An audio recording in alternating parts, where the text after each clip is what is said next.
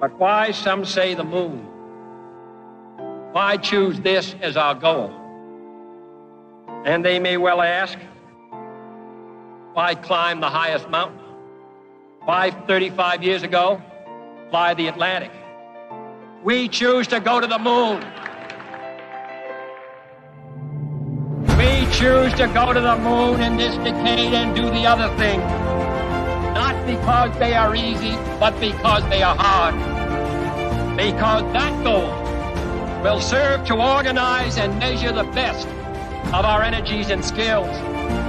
Because that challenge is one that we're willing to accept, one we are unwilling to postpone, and one we intend to win. We choose to go to the moon. All right, everyone, welcome to the 164th episode of the World Blockchain Roundtable. Our hosts for today are I'm for I'm, Greg from Rivet. We don't know if Sean's going to show up. If he does, he'll pop in here, and you already know who he is. Lisa from the Mighty Lair. Let's see here. Nicolo Filippo Veneri Savoia, founder, CEO of Look Lateral Group, and Dex, an asset and security token exchange out of Switzerland. I'm Joe, founder and architect of Dragon Chain. And also, we might, I think Aaron Day accepted this, so he might pop in too. We'll see if he shows up, then we'll just add him in. And John is still missing in the tunnels of New York, so hopefully we'll see him one day in the future. Who knows? So first, quick update on the World Blockchain Roundtable Lair ownership tokens, the distribution. So this is the first, and as I believe it, the only podcast that is also a DAO. So anyone participating gets a piece of the DAO, which includes governance and everything else. Every host from last week will receive 133 lot. Every topic contributor, 166 lot. Last week's themes were nominated by I'm, who's batting like probably in the 900s, who will receive 166 lot. So the NFTs come with perpetual passive income, free edits, governance votes. Theme of the week this week is, well, you know what? Let me show you last week real quick. How blockchain is solving real world problems. Okay, this week is, let me see, click here. Brainstorm session. And I think brainstorm session is important to note because I actually want to make sure that we are brainstorming as much as possible. How to tokenize assets with and without ownership. And without ownership, I haven't had a lot of time to think about it, but I want to know what that means. And this was nominated by I'm, correct? Yes. That's correct. So 91,000 energy too. So, I mean, I like it. I'm going to discussion theme. It's not an announcement, I don't think. Anyway, I guess I'll go ahead and refresh this after that energy applies. And now we have the question. Are you guys ready to go to the questions, or do we need to start with anything? I'm ready. I'm excited about this topic. Obviously, I wrote it. This is more of a maybe you folks can educate me on this one. Right. Who knows? All right. So let's see here. First, a question by Dayrux. Man, somebody getting above you. I am from him. William, Dayrux. Question: how can you be sure that an asset is backed by something that has value in the real world? So if we're talking about tokenization. So let's see here. If you're okay, I'll go up the line so that Nicolo doesn't have I didn't realize the order was like that. And since he's not been on before, that way he'd get a little feel for it without being pressure of the first answer. So I'm. Well, how can you be sure? This is a good one. I haven't thought this one through at all either. But obviously tying a real world asset to a token, I think ownership has to be in place. Otherwise, it could get kind of bastardized and duplicated. But, things like, let's say a carve-in, a car has a serial number or a VIN, and there's only one vehicle with that VIN number, correct?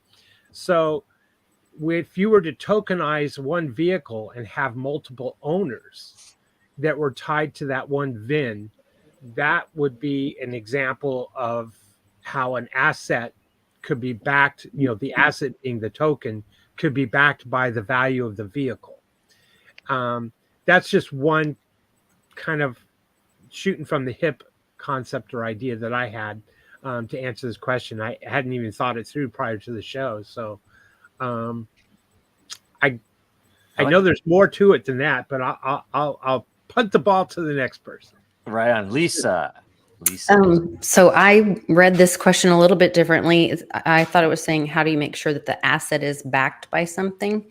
And I think that's where, I know, do not cringe everyone at once, but a little centralization has to be in some part of the play, whether that's validation through peers or even something as simple as we were sending a letter the other day and there's a port issue. And so to make sure, to verify, we had to do it certified mail so that there's some kind of receipt or third party. Even when they grade baseball cards, like, how do I know that that's really a good, real baseball card and not a fake? Well, you have it verified. And that's where I think there has to be some kind of verification, either through consensus of peer group or a expert, to make sure that it has real world value. Yep. Greg. Okay, so I would start by first putting a caveat here. We got to challenge the notion of value as something that can be intrinsic, right? Because value is ultimately a subjective phenomenon that's very individual, right? Something that I find valuable in the real world, somebody else might find less valuable. You're going to be really happy to trade a beautiful, perfect, flawless diamond that's the biggest that you've ever seen for a bottle of water if you're in the middle of the Sahara Desert and you don't have any, right? Value is dependent on the subject. Now, that said, if you want to actually do this, you're going to need some kind of real world nexus where the minting takes place in conjunction with the asset, right? This could be done by a centralized organization. This could be done by a decentralized organization. But for example, let's say you want to tokenize birth certificates as NFTs. When the doctor signs the birth certificate in the hospital, that's when the tokenization needs to happen. So you have this point of connection to the real world that is, not just the creation of this asset by some individual by themselves, but by some kind of signing ceremony, similar to the way we transfer deeds. And that would be my sort of loose answer, but the broader answers are more interesting because it depends on what you're trying to connect it to, right? Proof of reserves in stable coins is actually a really good example of this in practice with one example, right? Because you can see based on their provision of cryptographic proofs that they have the reserves. Another example would be livestock, and you might take a moment to do some kind of genetic analysis and include a string of DNA in the token as you create it so that it's connected to that. Something uniquely identifiable and applied by someone who is not just the creator of the asset, right? And that would be my answer. That's very good. Okay, Nicolo, what do you think about this? And how have you guys done it on DEX, I guess? Yeah, I basically agree with what they said.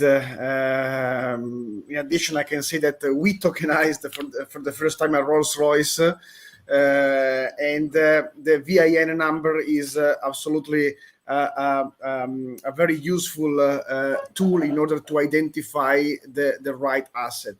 And the same approach in artworks, we could have the certificate of authentication of the official archive. So it's important to identify the asset, and so it's important to have a centralized way to do that, because some people have to do a due diligence. there is always something that must be checked. So it's important to understand who is the owner, first of all, because let's start from who is issuing the token. So there is a due diligence on the owner, and then a due diligence on the asset. And so this is, of course, helpful in order to ensure stability and certainty to the investors that will buy a portion of that asset. So I agree with basically all of them, and I can say that in our platform we have a similar process. So we tokenized a Lucio Fontana artwork, we tokenized a Rolls Royce, we tokenized a racehorse, and the process was always the same. Due diligence on the issuer, due diligence on the asset. We check all the documents, the official documents. And then there is also an independent appraiser that will say that the price of tokenization, or better to say, the tokenization value is in line with the market price. We cannot say that is the exact price because we cannot be expert of anything, but we have an independent appraiser that will say the price is in range, in market range. That are the necessary steps in order to allow people to invest, to purchase asset tokens.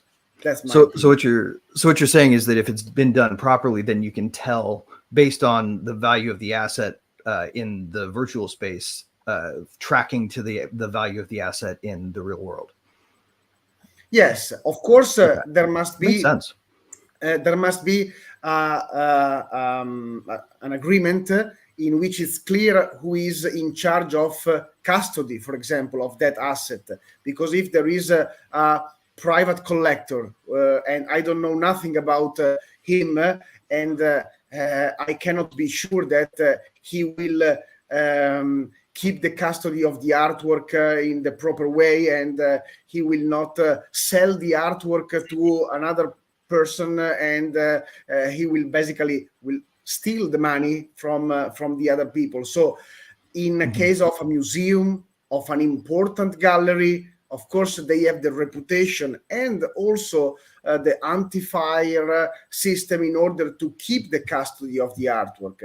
If it's a private collector, then we need to find a player that will take care about the custody, a bank or a gallery or a partner that has the requirements to do that. Could it also be handled in one of two other ways, where the value of it is discounted based on the reliability of the custodian? It's a nice concept. It's a nice concept, but I have to say something immediately, that why we are doing that, why we are tokenizing art or Rolls Royce or racehorse, in order to bring new kind of investors in this type of asset. And so at least at the beginning of this long process, we must be 100% sure about that. And so if I want to bring someone in that asset, I want to be sure that the first 10 investments will be a very good and solid experience and investment. Right, absolutely, and this makes sense in the context of investment assets. I was really more thinking in terms of like something that's not so valuable, where the certainty is less necessary for the use case, like tracking provenance of supply chains on like a commodity that if you lose one, or if one is mistakenly authenticated, like let's say a bunch of bananas, right? Like if you want to tokenize that, the level of veracity you need is a lot lower. Absolutely, yes. Cool. Right. Sean. Hey, sorry, Sean. I think I was whatever, man. Off. When you came on, I didn't hear a beep, and nobody told me. I'm just joking. So what do you think? How can you be sure that this I think let me take all of your answers, because y'all have good points and bad points. Lisa, going with centralization. This communist over here. I love you, Lisa. Good morning. Okay, so this already happened. We have grading companies like the CCG and all that kind of thing, and basically almost everyone. I want to say everyone, but I don't like generalizing. Have been caught in a massive scandal over, the decades. In some kind of way, they cheated because. And collectors know this, and you have to pay a decent amount of money to have anything rated, a car, baseball card, comic, whatever. And if it means like the difference between $1 million and 50,000 in some cases. So if you have an 8 and you know what currently they're looking for, you can rip that open and send it in to be re-evaluated, and then get that 9.5. 9.2 for the same thing that was an 8, 2 years ago or 6 months ago. So you can just kind of game the system in that way. And I'll get to the point on it. I think that this question in particular is interesting because when it comes to easily the question was, that wasn't the valuation. That was where Greg threw me off. It was the verification, right? Yeah, be sure. Okay. The bigger it is, kind of the easier it is. Like, it's easy to go check and see, oh, you have 2 tons of gold backings this, or you have, this much oil backing. On larger scales, you need less trust because it's much more obvious to everybody. Whereas on more individualized stuff, the smaller you get, the more you need to trust the reputation or to trust that third party. So I think that's where and I don't know why Greg hasn't brought this up in a while. DAOs or some kind of governing body needs to have the carrot and the stick thing, which works so good for proof of work mining, that the person who does the valuation or who backs that, they have an incentive to be honest. Like they don't get paid, they don't get rewarded, they don't get anything until the DAO or everyone else kind of verifies their verification. There's and stakes and slashing those stakes is a very effective mechanism. Yeah, and then that's where that reputation score comes in. The higher score you get, the more reward you would get, the more you would care about your reputation score, because it's kind of like your business and your thing. So you want to make sure and keep it high, so you get a bigger amount of the pool from whatever that DAO puts into verifying the assets. Yep. Like Greg said, the smaller it is, the much harder it is to. Because I don't give a crap if your bananas are worth, as much as they say they are. It's they're organic. Well, I mean, those come into question with like detecting the or verifying the origin of a commodity in international trade, right? Like if you're trying to claim that these are bananas subject to this customs duty versus the one from the this favored nation where they're going to shut them out from the port altogether and send them back home. That kind of thing is far more difficult to do with with a heavy process because the payoff isn't as big, right? Ultimately, the market is going to determine the value of the asset. Ultimately, the market is going to determine if the custodian is trustworthy or not, and that's all going to be reflected in the price and price discovery along the way. So here's an interesting question for you guys. Wait, let Greg. I just want to answer the main question. Yeah, Joe needs to. Go for it, Joe. You haven't answered yet. I'm sorry. It's a very basic. That you need evidence, and blockchain can solve some of these things. Like say, Sean's description of I can break open that seal and have it reevaluated and get a better score, and keep doing that until I get the score that's high enough. If it's on chain, then that negates the ability to do that, and it opens up. Oh, okay. And ideally you would be able to get multiple evaluations so that, okay, yeah, that evaluator always gives a low value, and I got an 8.5 with that. But all the rest would be on chain, and so you would get a better consensus. And if you wanted to put the money in for it, to get those evaluators, the evaluators would have a reward involved based upon either direct contract and paying you to do it, or on the consensus itself, that the more accurately they are evaluating it by consensus, the better value they will have.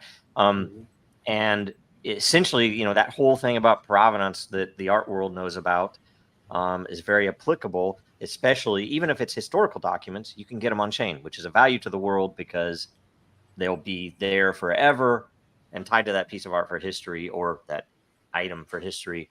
And it can be, you can do it at any granularity as well, because if you have some item, you can have a snapshot every 30 seconds on chain if you want, so you can see, okay, it's still there, it's still in the climate controlled environment that I know that we need to keep the value, whatever else.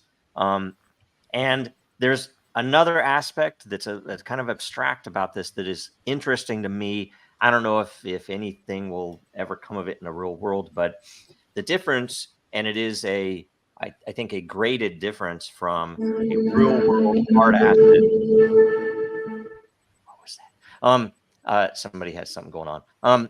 A real world hard asset like a car or a piece of art or a house or a hotel or something that could be tokenized, versus something that very much is virtual, like an NFT or something that I can't actually hold in my hands.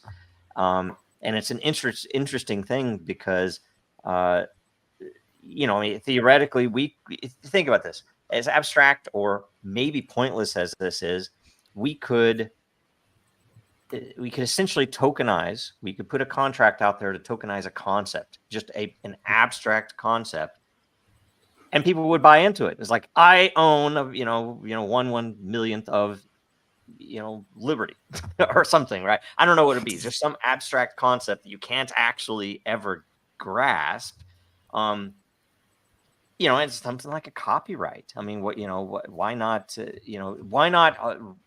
You think about copyrights and patents. Would it not make more difference to essentially roll something out there and let people, instead of licensing the patent from or licensing the copyright or something else, you have to buy ownership of it, and you have utility now in that ownership that you can use this like anybody else. And right, it's just sort of like buying an NFT for commercial licensing rights to a song, right, kind of thing. Right. Aren't you kind of describing meme coins, though, in a way? Well, if you're talking about abstract concepts, maybe. Like an abstract idea, like liberty. Maybe. Well, that's without the rugging, maybe. I don't know, Yeah. right?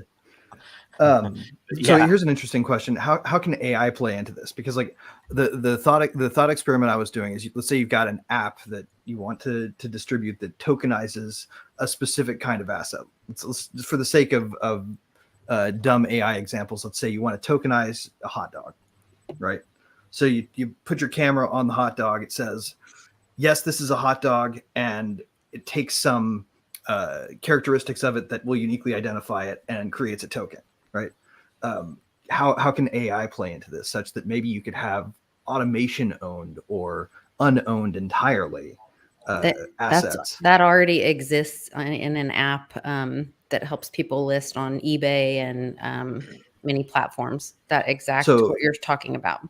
Well, so the question that I have is, like, how much trusted computing do you need? How much verification on the algorithm do you need that's doing the vetting? Like, how are these things going to be possible for trivial use, right? Because if we really want to get into some of the unique power of the efficiency of decentralized computing, then we can start talking about, like, okay, the way that stores do inventory loans. Do we want to tokenize the individual toothbrush rather than treat it as a bulk commodity, and that way you can lend against your inventory more precisely? Those sorts of things.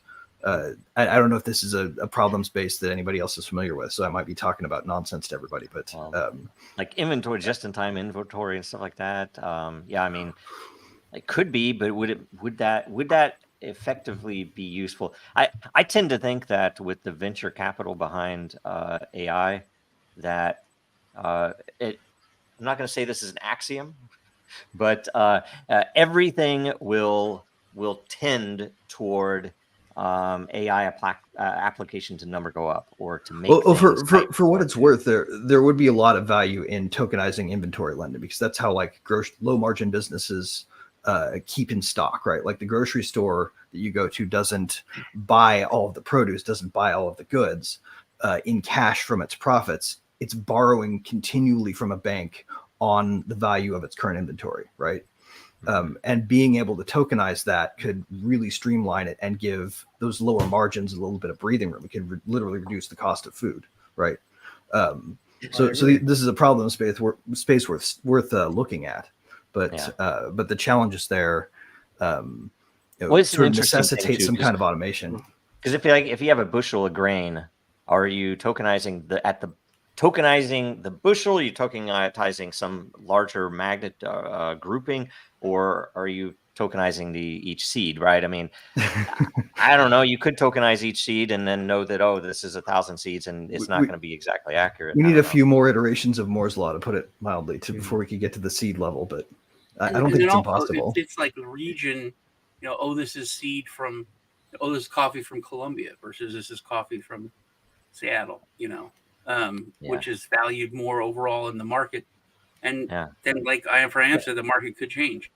What's that? There's a coffee that I don't even remember. Asian. You're talking about you do a monkey cat shit coffee. No, the one where the cat. That's roasted in the belly of Jaguar, I think. Right? It's it's a special type. It's kind of like a cat, but not. It stems from the fact that when I forget exactly the place where this happens. I think it's somewhere in the oceanic islands, like down there, like Malaysia area, right? Yeah, the Brits would steal all the coffee. Well, no, I think it was the Dutch would not let the locals drink any of the coffee that they were forcing them to harvest. The Dutch would not drink it if it had been through these cats, and so the locals started drinking it that way, and then managed to turn it into a brand where they could sell this coffee for an insane amount post colonialization. It's kind of cool, crazy internet. A cool about face on a colonial cruelty. But something cool we'll go to the next question. We've all brought up though, especially with Lisa, is kind of more the current one. This was like Joe always talks about the ICO boom and just the ideas that came out of it. I remember it was like probably 7 years ago, that this project came out, and I thought it was wildly batty, but it was so detailed, and they had such a big setup, and the people involved were huge in this industry. It was pawning, and now it evolved into tokenizing things on certain level. That was not even part of the discussion. NFTs weren't. This is way back when, and it was about, like Lisa said, people who had reputations to be experts to verify that's a real Rolex, blah blah blah, and then you could get a loan on it, but you had to lock something else up, and then people could, regular people could do the microloans, and then charge you an interest rate that was higher than a bank but less than a pawn shop kind of thing. Where in the end you could either send the person, your item, or send the item to the expert or whatever to be sold, or you pay back the loan. And it was like crypto pawn or something. But the way it was laid out, it was cool, really really cool. But I think that idea kind of gave birth to what Lisa's talking about now. This huge thing like eBay and other people use to know you're buying a real used Louis Vuitton. And the worst part about crypto, though, is that let's say this is a brilliant idea to revolutionize that entire ecosystem, but it would devolve into getting what's his name from Pawn Stars, and they would rug it. So that's how crypto works now. Well, that's when I do miss old Joe sometimes. custody is an important factor in this, especially with these kind of assets, whether it's the custody of the title or the actual asset. And that has to be part of it, because like in Sean's example, if it's, oh, well, the pawn thing, who's holding the real Rolex that was verified? Because if it's the same guy who has the loan and then he just stops checking in with that token, like then he has no skin in the game to. Very easy to fake stuff like that, especially, right? So, Yeah. Okay, let's go. Next question from I Am For I Am. Is it possible to legally collateralize something you don't own and then assign tokens to that asset or commodity? Very interesting question. And if so, doesn't having an asset tokenized even more problematic if it is a privacy token? That's interesting. For example, I don't own the Pacific Ocean or the Brooklyn Bridge, right? Brooklyn Bridge is the cartoon version of this, right? But I'm going to tokenize it. It's like, you want to buy this bridge over here? Yeah, buddy. I need some money. You can look at the bridge. It's right there. You can take ownership of it. I'm going to create a privacy token that represents the Pacific Ocean. I'm not sure this will work because I don't know why this is off. The first failure point is lack of ownership. If I did it, someone else could. Then there would be 2 or more Pacific Ocean tokens. I think there probably are. Let's look it up. I'll bet there already are. Oh, right. We haven't like naming even a star, very similar. Yeah, we haven't even added a market to discover price yet, and it has failed based on scarcity and ownership control. Tell me where I'm wrong. Okay, I'll tell you what. I'm going to start this time because that way I can just get I won't be like struggling trying to remember what I wanted to say. Go for it. If it were built into the chain, so let's say Ethereum were well designed, right? It's just a different world. So if it were well designed, when it rolled out, some of this wouldn't have been possible. It's pretty well designed. Gosh, when they went over to staking and then adding burning into the question of, fees are too high. Well, let's burn some more too, because our venture capital backers really want us to burn more tokens. Anyway, let's imagine that they had embed native liquidity pools of some type, right? Or they even rolled in more natively what already is out there. You imagine not only would fees and stuff be plugged in even for the other tokens, but listing could be standardized. It would be impossible to have 2 DRGN tokens, which right now on Ethereum, you can have as many DRGN tokens or as many Ocean or Brooklyn Bridge tokens as you want. And that's an issue because, the registration of that ticker or, how people refer to that token instead of the long contract address is meaningful. And, stuff like that. I'm not saying it's a perfect because then I'm just going to make my Ocean token on Solana, and I'll be open. I'll at least be able to sell it to you 80% of the time when Solana is running. And you would still have outs, but at least you would have some ways to do that. And collateralizing something or tokenizing something you don't own does get into that really interesting. There might be some value in a token that represents the Mona Lisa, even if everybody knows that you don't own the Mona Lisa, mostly because I just want a token that says it's the Mona Lisa. I own the Mona Lisa token. I don't own the Mona Lisa. And maybe people will be okay with that. But that's that whole virtual versus real world thing. So that's my answer. I've got a great example of this, man. Well, this has been done a million times already. Let's go down. Let's go down the list. Let's go down the list. Yeah. We have a lot of people here. No, yeah, the last sentence was perfect. So the difference between the real asset and a virtual asset. Here, the first question was related to how to make sure that there is something real back to that token, and here is basically the opposite. If we are speaking about asset co-ownership token, of course, you need to own the asset before the tokenization, or you need to get the license in order to tokenize that asset, even if you don't own it. So I have an agreement between myself and the asset owner that allow me to tokenize that asset. In this case, I can do that. But behind the asset co-ownership token, there must be someone that is owning the asset. Here is a totally different approach, a very fascinating approach, but it's a different kind of token. We are not speaking about co-ownership of real and tangible assets. We are speaking about a virtual representation of something that, of course, could be possible, but you have to build a narrative behind that. So what does it mean to have a token that represents a portion of the Pacific Ocean? And so creativity is without limits, but we have to build that substance, even if it's not a co-ownership, but you need to build a substance. Right. That's my opinion. And Brilliant answer. interesting use case here. So I don't know if you guys ever remember Color Museum. They're defunct now, but they had this really neat project where the idea was you buy a hex code representing a unique color in all of the available colors that can be represented in hex, right? And what you get is, one, the right to name the color, and two, in the context of the NFT platform they were building, anytime an NFT presents with that color in the color space, you get a chunk of the sale value.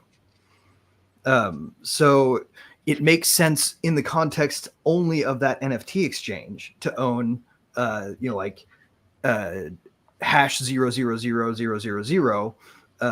If you own that one, then anytime somebody uses like pure black in an NFT, then you make a chunk of the value off of any sales of it. Anytime it gets used, you get a royalty, which is a fascinating self-contained example of owning something that, Color Museum had no right to claim exclusive ownership over in the first place. It's an interesting way to take a thing that can't be rivalrous and turn it into a rivalrous good, which is kind of cool, I think. So it would make sense, for instance, like if you ran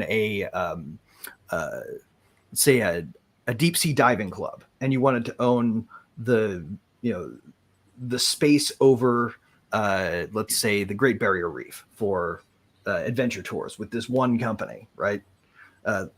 Tokenizing that and giving the rights to somebody to finance the effort, right? To get the system set up where you can go scuba dive over the reef, and they're helping finance it by putting their money into owning that chunk of the ocean for the purposes of just this company's use. Would make a lot of sense to me. Very cool. Very cool. Sean, what do you think? You're muted. Oh no, we missed the beginning of his answer. You're on mute, Sean. That's all I'm saying about it. That's all I'm saying about it. I mean, I don't want to talk about that ever again. Okay. So, you bring the question up. Den is broke for me, saying migrating. I guess the dragon's going somewhere else. Man, I'm sorry. Can you bring the question up so I can see it again? Oh, yes, I'm sorry. It's just more silly. It's a very long question. Is it possible to legally collateralize something you don't own and assign tokens to? See, it's been done a bajillion times before. This is something where Flim Flam Men and other people have done this, and it's done. It's done legally because it's for entertainment purposes. You remember buying a star for someone, and it was like a real star, and you owned it. You give it to someone, and it's just a certificate. And it was, oh, I bought this for you, honey. I couldn't. Like in the 3-body problem, right? I couldn't buy you the moon, but I bought you the moon of, XR734. But I mean, and then thinking about it, but then I think like a real space agency sold it, so then that gives some kind of credibility. And then what if, we find out that there's interstellar travel, everything moves. Imagine within 5 years we're out there and we're all of a sudden we're actually kings of the world because we have salt water or something, some kind of goofy thing, like all through sci-fi where people are like, what are these? Like, these rocks? These are diamonds. This is trash. Oh, this gold. This is trash. On our planet. So what if all of a sudden XR7, that moon, it's inhabited and that now has some kind of real value, and you own, How do you own someone's world with all the people on it? So this has been done. But when you go, it's something like this. This really is. But you don't in that instance. You own that company you own what that company sold you as being a record. You have ownership of what that record is. Yeah, what that company sold you. You don't actually own the asset. If we become the master race in the universe, though, I mean, That's what I'm saying. maybe all those people will be our slaves. And if we don't, maybe they'll come and they'll find I don't who think we bought would their enslave planet. other species. Now you're stealing my answer. Okay, sorry. I mean, because that's happened. Not for enslaving other things species. Things like that we talk about can be silly, but your family could have owned a company that was like the biggest whatever producer in that country forever, farm, that thing, and then now all of a sudden it's a communist nation, and all companies are owned by the state, so all of a sudden everything changes. So that I don't know. It's a silly thing to think about. Whoever controls it can choose to honor your title or not, is what you're saying. An interesting thing that I think about this is you could stewardship. Like you could get certain benefits if you tokenize something. What brings to mind is like the Adopt a Highway. This group cleans up this part of the highway, and they can get some kind of benefit for that. You can't get a ticket. You can drive 5 miles. They put a road sign up with your name on it. Right? They put a road sign, which now it's just for on that. Now it's just for reputation in the community, that kind of thing. But it could be something like that. But then still, it has to, like, the state technically says we own this. In the end, we own this. We're tokenizing it. You have use of it. You have some kind of benefit from this, tokenization of it. I mean, yeah. If the state wanted, think about this. If this was a free system, the state could, instead of selling that to people who want an advertisement on the side of the road, they could say, "Look, if you donate this for some bond over here to build a bridge, we won't put speed traps on this section of the highway." People would then donate that. It'd be a voluntary. We've to a certain degree, though, lost the concept in democracies of sovereign property, though, haven't we? Sure. Because if everybody collectively owns public lands, right? For example, then how do you say that any one person in the government can decide to put the token out there and offer it for sale, right? Like, because you can't take a collective vote on it. We're still missing William. Yeah. So when I cited the example that I do not own the Pacific Ocean, I was wrong. And let's just start there. Humanity owns the Pacific Ocean. We have dominion over the fish. So I own one. Let's round it up. We have 8 billion humans on this planet. So I own 1/8 billionth of the Pacific Ocean. Now, as far as it being tokenized, first mover advantage might be helpful in the marketplace. And if someone else tried to duplicate my token or fork my token, but ultimately it does come into a big question of ownership, and trying to tokenize something. I think I've been really wrestling with this the last couple of weeks. The only place where I can find a way to have something tokenized that you don't have ownership in is something that maybe like in the derivative markets,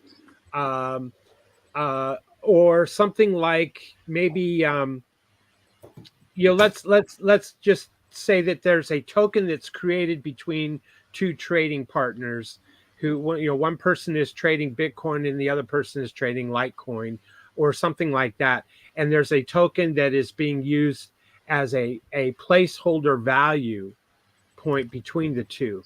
That would be kind of a non-ownership, I guess, token as a placeholder value is the only way I can think of. Well, the only way you could really own the ocean, right, in that degree would be if you can stand on that spot of the ocean you can own and exclude other people from doing anything with it. right? I'm waiting for Which in Aquaman the to ocean come is on especially Elm silly Street and punch you. because the ocean's All made the of people that liquid. are saying we own the ocean, I'm waiting for Aquaman to come Well, on. And just give you a But smack. then there's seasteading, and seasteading, well, now you're creating a whole nother country without in the ocean somewhere, Right. and that's Has an that ever infringement worked? on the Pacific Token. So Has that ever worked though? Has that ever Well, worked? maritime law would require Not you yet. to fly a flag on Yeah, your it's boat. been tried and it hasn't worked. I I'm think gonna- stewardship. I'm Maybe gonna not now- ownership, but we have stewardship. a lot of questions here on the list. I'm gonna go to Lisa Okay. next. Okay, yeah, I totally agree with you guys. I will say, at least, jumping off of the discussion I am just brought up, and but today Russian President Putin announces BRICS will form its own parliament, and who just said you would need a government or a so there was. Centralized. Yeah, they were saying that BRICS Huh. doesn't have an institutionalized parliamentary structure yet, but I believe this idea will be implemented in the future. So they're going to do this in the future because recently, they've been doing these trades inside. So China and Russia will trade for oil, but then it's inside the BRICS structure or mechanism. Well, they don't. China doesn't want rubles or whatever, but inside it's almost like having tokens or points inside of BRICS that then they can go trade with India instead. And they don't have to accept the rubles or whatever. And so it will be but that's that marketplace, that creates that. So you have to have that interchange or cross chain kind of opportunity, because I don't want Greg's NFT for the ocean for my eggs that I'm going to give him that he wants. You know what I mean? And He has to have so, liquidity. If you could Yeah. automatically trade it for what you do want, some medium. I mean, you could have liquidity pool, like some chain of liquidity pools instead of a single swap. medium of exchange, right? Yeah. Whereas like, I want, you could do that. Wasn't Perfect. this solved with email? Like, remember way back in the day, like if you were on AOL, you could talk to AOL people. If you were on whatever, you could talk to whatever. And then at some point I could email my friend that didn't have AOL from my AOL account, and all of that cross chain is And real quick here, That would be thanks to the email protocols, right? Which were Yeah, the we have greatest standard example of the first open protocols. protocol. But wouldn't you build a parallel of that with the NFT world? So Well, you- NFTs are technically a protocol standard that can be universalized. you right? can do that, yeah. And by the way, something worth noting that we didn't catch on the other two is there's an interesting thing about physical items and what Lisa had mentioned about, some potentially necessary centralization that it does depend upon, and to Greg's point, it depends upon the individual whether this is valuable or not. Is it valuable if the contract behind this, let's say this NFT or this token, that I'm going to buy a piece of that asset, if the domicile of that contract is not appropriate for, if I'm in, let's say, gosh, I don't even know, if I'm in North Korea and that contract is in the United States, I don't have any power to go after you if you cheat me on that contract that's in place behind the real world asset. So there's some interesting stuff there, and frankly, if lawyers, it would be an amazing thing if they would look at, how do we fix that? Decentralize, not require the issues that there are, very, very complicated, and over time they change with where a contract is, because then I can have some relative comfort in knowing that the asset is probably real, and I probably really do have these rights that I've bought, so on, so on. And basically the main point is that anything you can do in a real world, you can also add these blockchain capabilities too. So you can, just like you might tokenize by creating a company and selling stock. You could tokenize a baseball card that is, just some rookie Mickey Mantle baseball card that I'm going to tokenize, and you can own a piece of it. you can do whatever you're going to do with a legal agreement and arrangement there, and just plug it into blockchain, so that now the things you can get with crypto are useful. Okay. It's interesting you use the word power. I like that. And the funniest thing here, what I laughed about in the beginning, is because I said I own the Pacific Ocean, and we literally, in our own planet, our own domain, we know how much of the ocean's been explored, like 3% or something. We know way more about outer space than we do about our own oceans. So we don't know. It's almost the same thing as like what I was talking about buying a star. There could be complete civilizations underwater who we don't know. We honestly have no clue. Fish have We can only tokenized. go down to certain depths. There's so much we can't even send like a probe into, because the pressures are so crazy. And we do know that once you get to certain pressures, there's whole different kinds of life. There's bioluminescent stuff where there's no sunlight. That life found a way. And it's so crazy when you think about it, and you think I own the ocean here, and there could be that in Atlantis there, And then on the other side of it, you look at the political side of it. There is probably an argument to be made that though I own nothing, let's say on my car, I don't owe I own the car fully. Okay, even my house. Let's say I don't have a loan, right? So I own the house in full. Okay, let's just pretend like that's the case. There's an argument probably that could be made that I have less actual ownership of that than one could say of the wild lands. If you were a Native American, it's like nobody owns that, right? It's like that might be more realistic ownership than the house that we all live in, right? You own mortgage. the ability to live in the house, but you don't actually own the house, because at whatever time you don't pay your taxes, the sheriff's coming to sell your home. And so that's a whole nother argument. From the standpoint of title, like you have car, the title, same right? Title gives you whatever rights that gives you, right?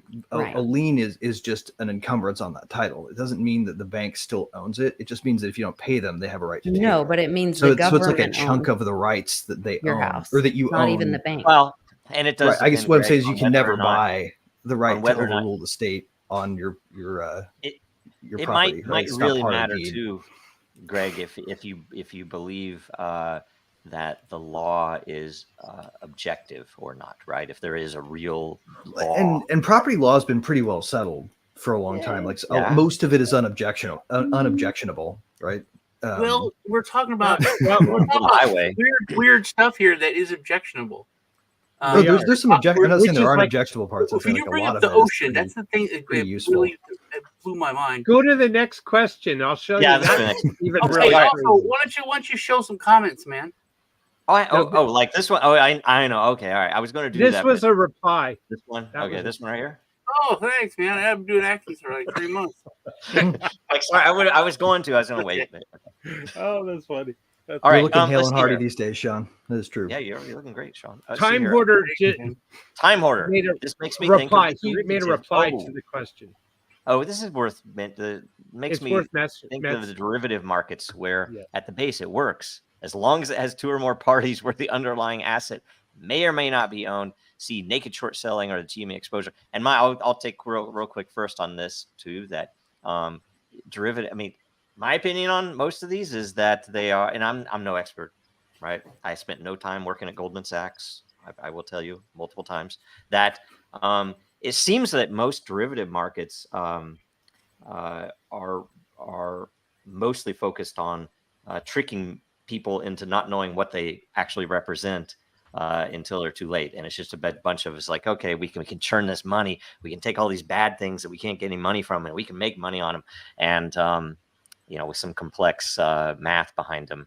To me, this is interesting because there's like this concept of instrumentation of different rights with respect to intangible assets, right? Like technically, you can rehypothecate a derivative over and over again. within the bounds of the degree it's policed. You can do this sometimes to such a degree that it creates danger, right? Like this, like credit default swaps on mortgage-backed securities, right? You can use tranches and you can actually separate out the right to own the liquidation of it from the right to receive the revenue on the loans themselves, and create a separate instrument that you can then sell. And you can borrow against it based on its notional value, right? Like it's a weird system. And imagine if it was on chain though, because then people could actually see, they could drill down in depth, which you can't in the regular traditional markets, but on chain you could actually drill down and say, wait a minute, what are these that are wrapped up in this thing that I'm buying? That would be an improvement at least. But how many times does anyone has have this any? been resold? It looks like we probably have 2, maybe 3 more questions. So does anybody else have anything on this? I don't have anything here on this. As a matter of fact, the next one could be skipped. We Joe, might because ask Niccolo because he's not used to being on our little rowdy crowd, and we may be jumping over him. I would love to hear. I'm his enjoying that, so totally fine. Yeah. Do you have anything on derivatives? Because I did. Yeah, you were.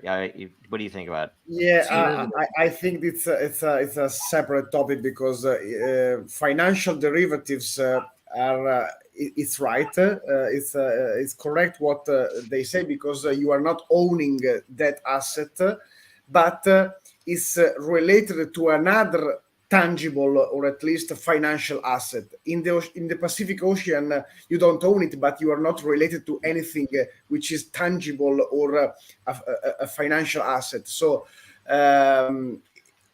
it's correct to say that you are not owning that, but because of the correlation, because of the relation between the product and the other product, there is a substance. Again, coming back to my previous answer, there is a substance in any case.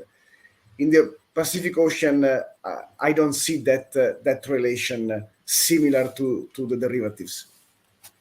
This is really interesting to me, and this has already been answered. No, you can't, because that's like when it comes to some of these things, that the reasons that a lot of conspiracies are born is because governments don't agree on crap. But there's certain things like Antarctica or the moon, and where everyone's like, oh, absolutely, we all agree. Nobody can buy or sell. Nobody owns the moon. Nobody owns this. No one. And then it makes you question, why are you all agreeing? But let me pose this question to you guys as a moral thing, because you both, everyone said something moral. We literally, like I said, know nothing about the ocean. Let's say at certain depths there's, and we already know there's intelligent life, dolphins, whales, all that stuff. But let's say there's intelligent life like us, but they live down there. Oh boy. And they have been there for maybe, well, let's even say longer than humans. Dolphins are a great candidate for this, actually. But no, let's say there's whales. Mermen, okay, merwomen, whatever. But anyway, they leave the ocean, go to space. Then they come back down. The only time they are interacting with us is just when they're hitting the ocean and when they're coming out. And then all of a sudden, and we've been shitting on their home forever, putting stuff in the ocean. But all of a sudden we find out about them, and we own the ocean, but they've been here longer than us, and they don't say they own. It's just a weird way to think.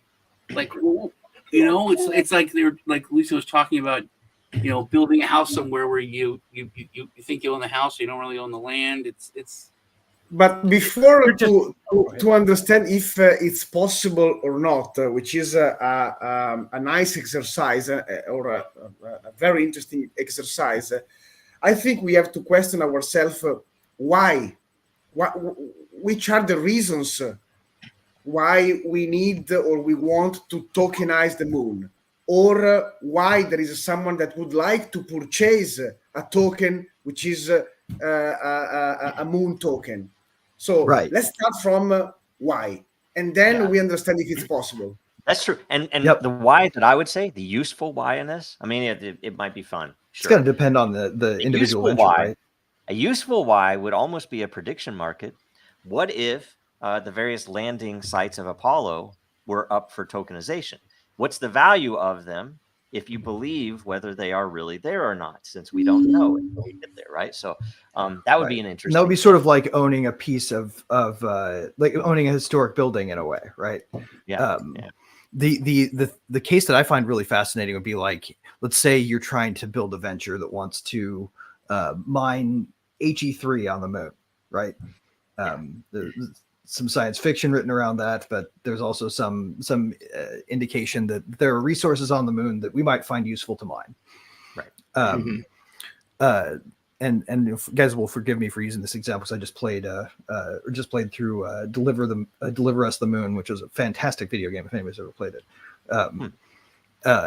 The idea, I think, starts to make sense when you start to tokenize your individual effort. Like, if you want to go to the Sea of Tranquility and extract resources there, how do you fund that? Well, you could sell a chunk of the revenue you generate from that to an individual who, wants to claim they own that chunk of the moon, but also wants to benefit from your efforts there, right? But it would only make sense if your mining company succeeds, and somebody else could sell one for the exact same spot, a competing company, and they have success, and your company doesn't.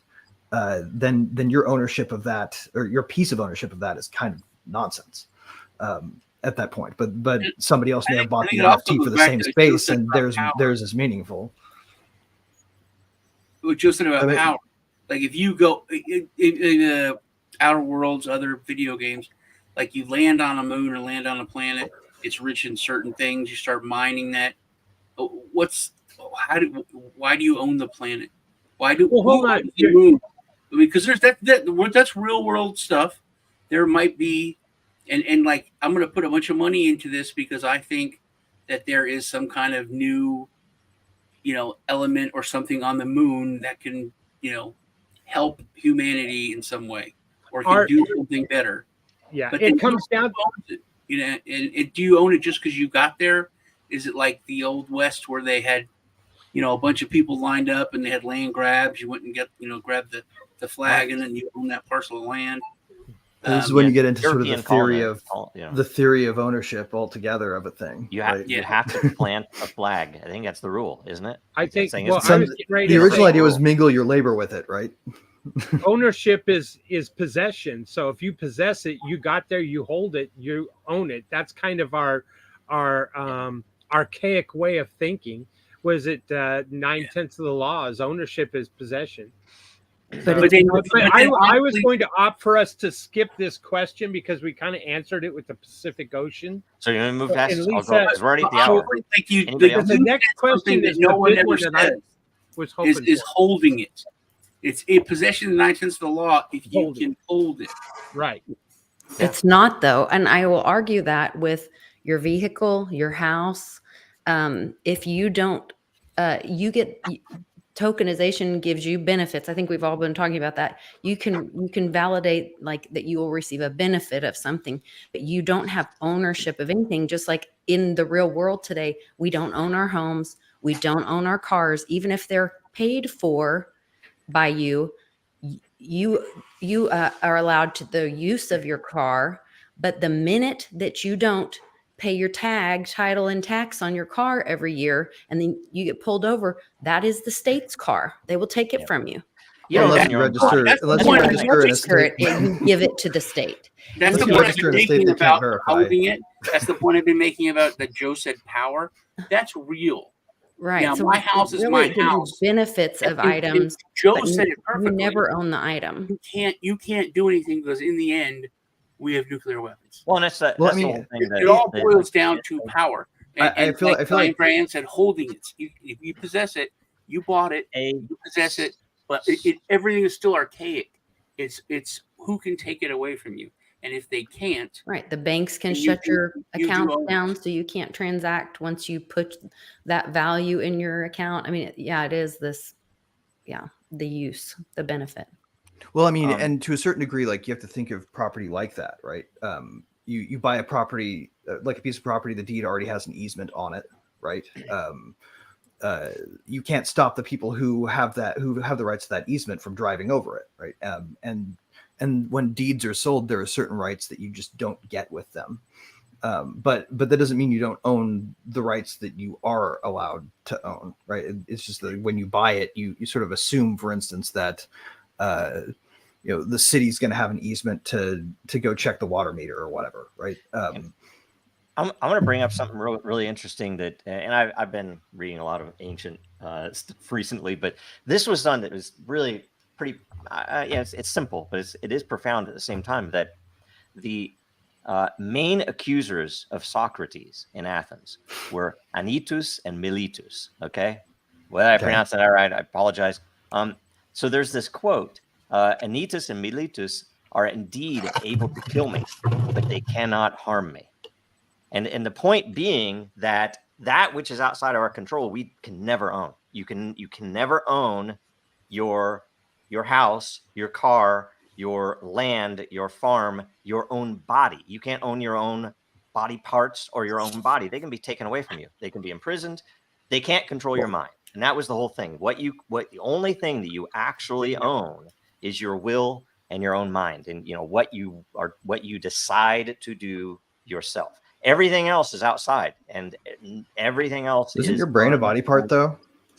Yeah, well, but that's it's your stomach. Your stomach is part of your nervous system, a big part, and it's like they could take your brain away, and yes, it would kill you right now. Maybe in the future they could take your brain away, but your mind will still be able to do what it wants to do. Anyway, in the movie Shawshank Redemption, it was exactly that. When he played the music, he said, "We can't take that away from us." But I was really hoping we would be able to at least dive into this real quick, if nothing else, real quick, brainstorm. Can the panel provide privacy token use case scenario? That's a really good one. So let's start. Let's start with Sean. Let's go upwards up the run. All right. Privacy token use cases. Yeah, tons, especially now. I think that that's starting to be talked about on those upper levels of the disappearance of cash, and all of a sudden how much just like I am said archaic, and it was such a perfect word. It's like primal. And one thing about ownership, which no one touched on, and as an American, as a Texan especially, just the ability to defend what you own is also like a totally another level that I think most people in the world don't even have the concept of. Because if you want to try and take my house, you want to try to take my car, honestly, I can stand against you with equal force. We're supposed to be able to do that. I can own a tank, I can own artillery, I can own grenades, and if you want to try to take my house or my car, I can defend it. Is it worth it in the end? And it's like I am said, can you possess it? Can you hold it? And that's a whole nother, I think, level to that. And then also privacy. Yeah. All right. William.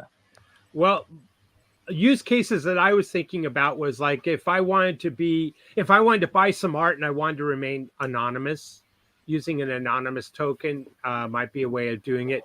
I don't know, in the medical world, I want to maintain my privacy. I don't know how that could be applied as far as a tokenization.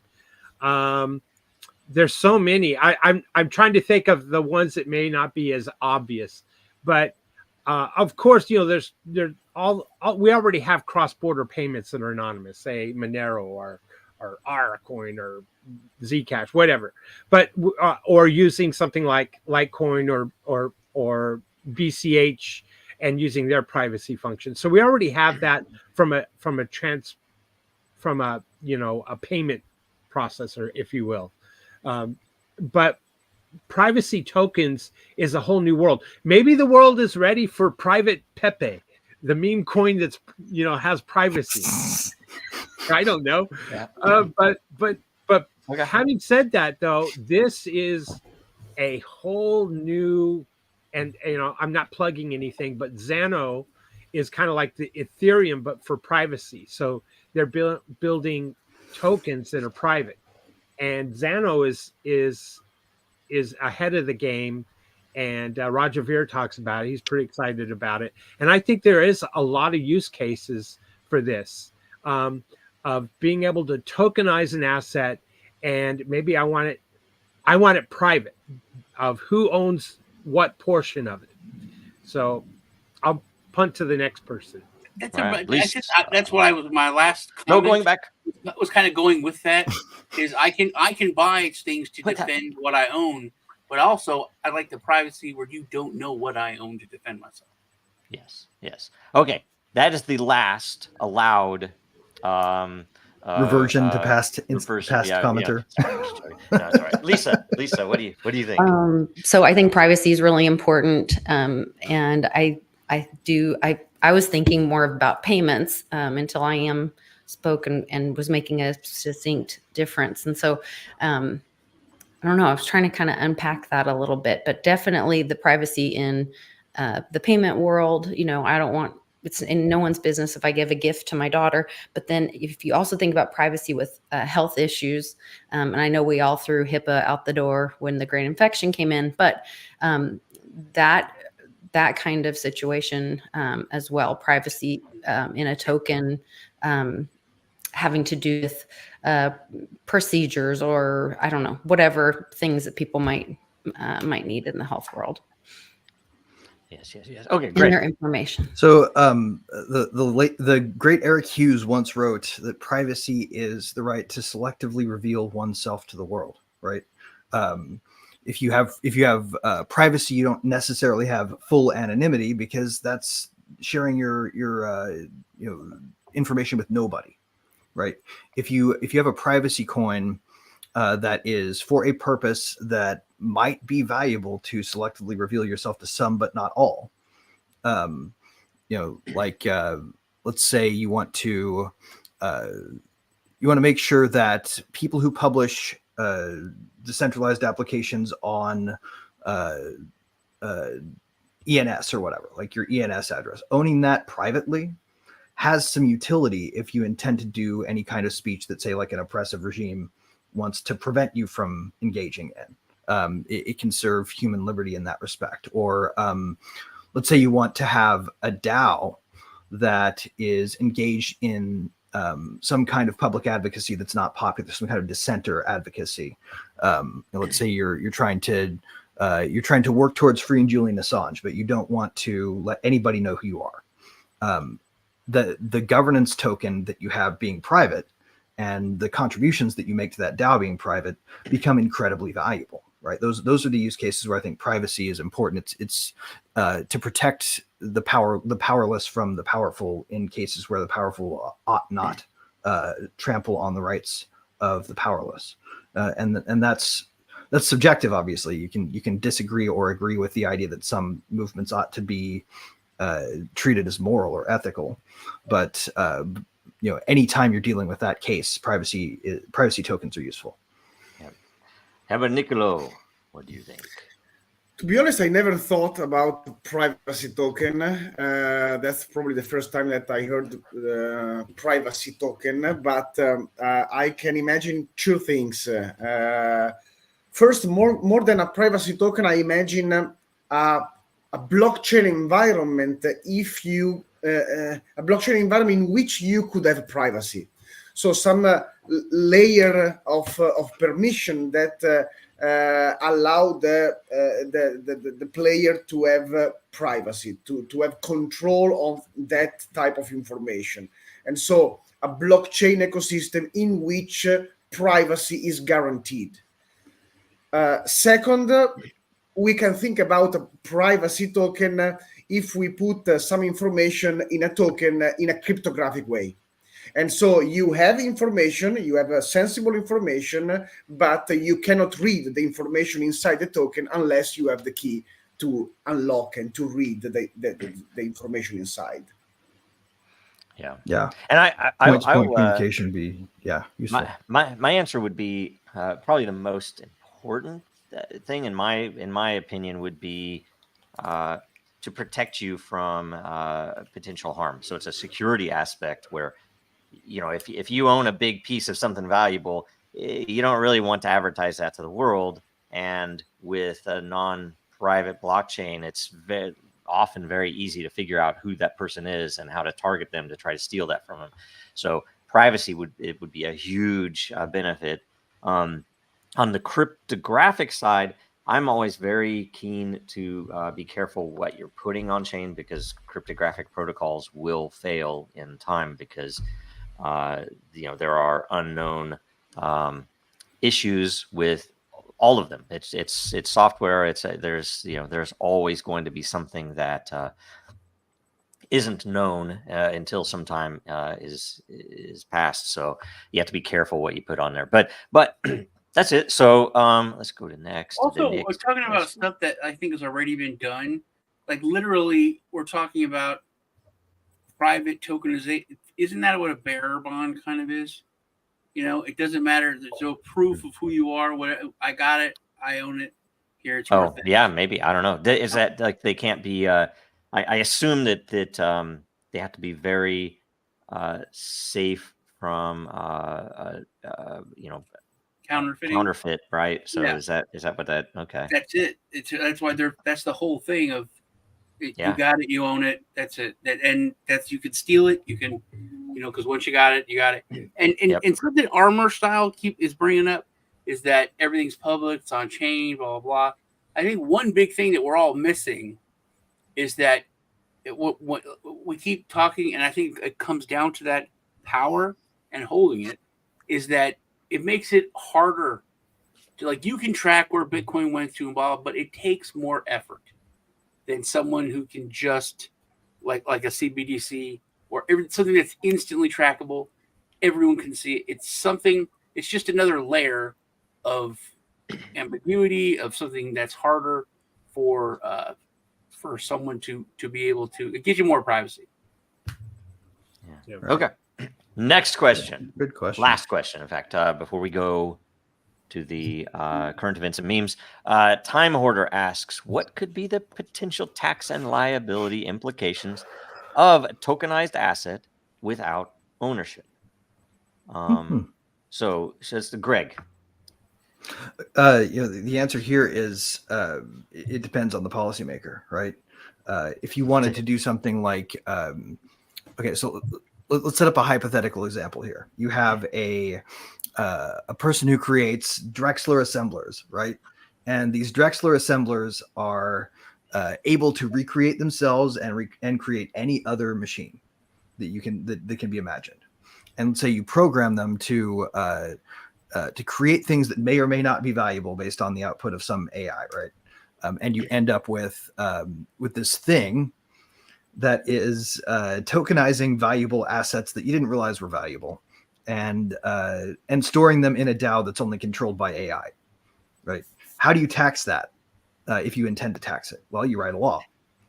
So if somebody were to write a law that says the products of automation, when not controlled by anybody, are independently taxable, then yeah, I guess you've created a tax duty on a golem kind of AI, right? Find a way.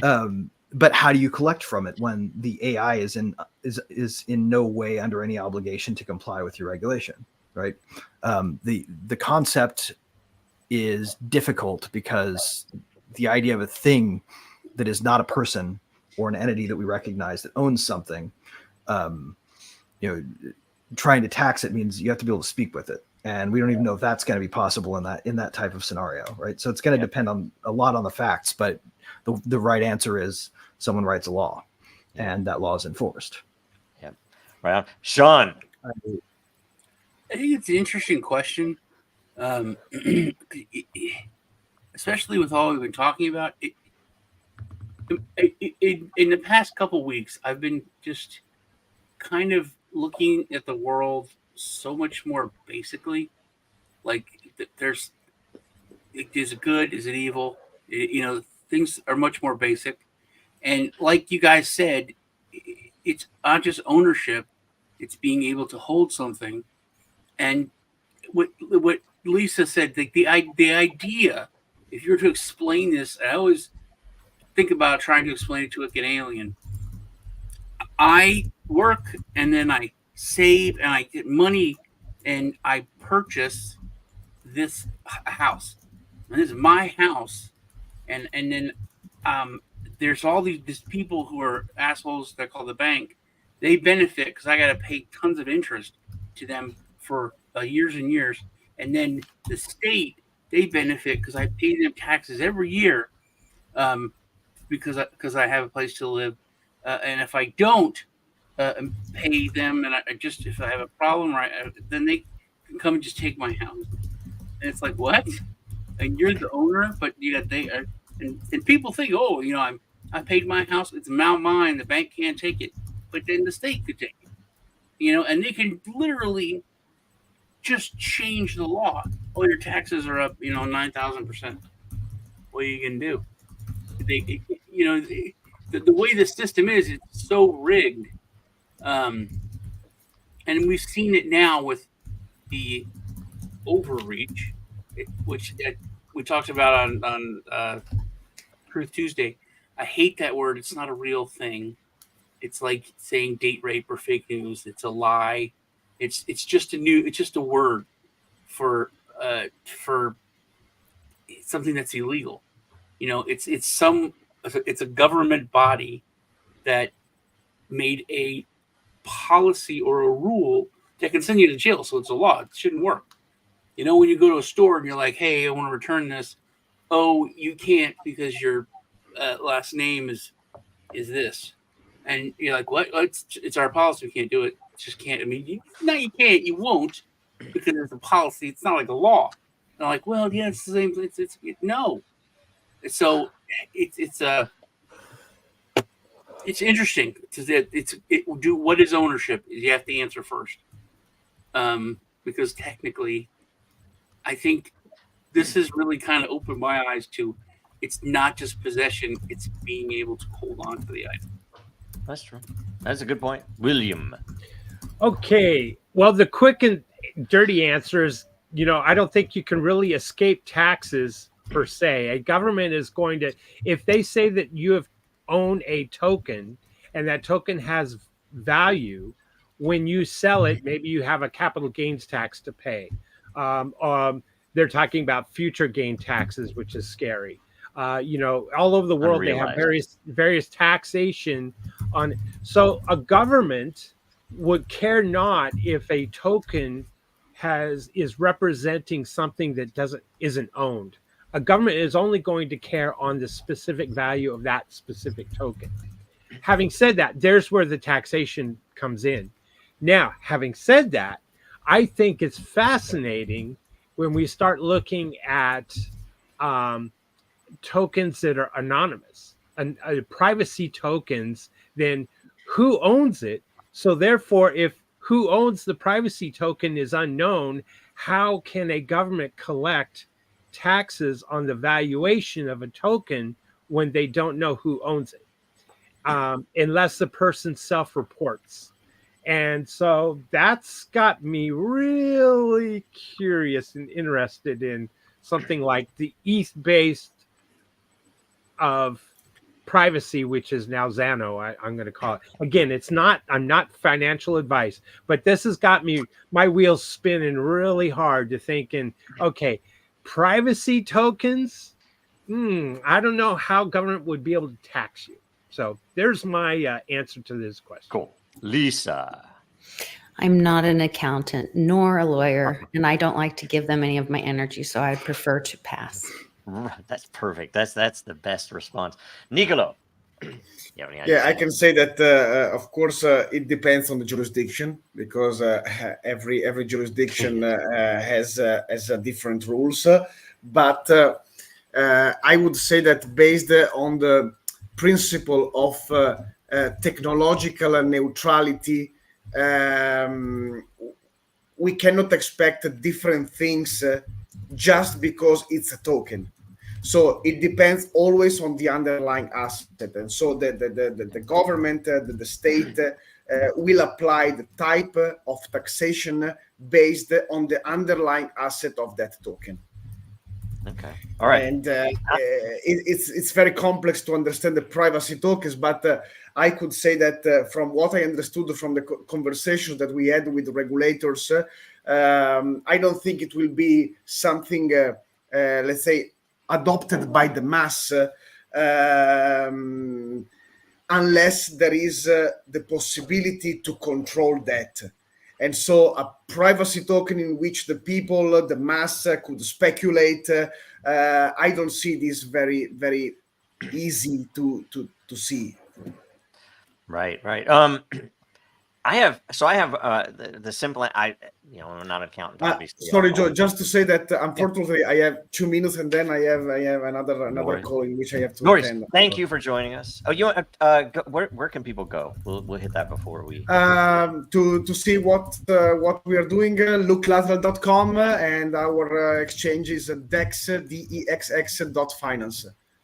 Very good. Thank you very much. Thanks for coming Thank on. you very much, Joe, and thank you all. I enjoyed this hour together. Thank you very much. Right on. Awesome, Excellent. man. Bye all. Same here. Thanks See for ya. coming, man. Hope you'll come back. So Sure. on this, I think if you don't own it, they can't tax you for it. But there are two interesting angles on this, and I'm going to predict something here that probably won't happen. But if it happens, we can say that I predicted it here.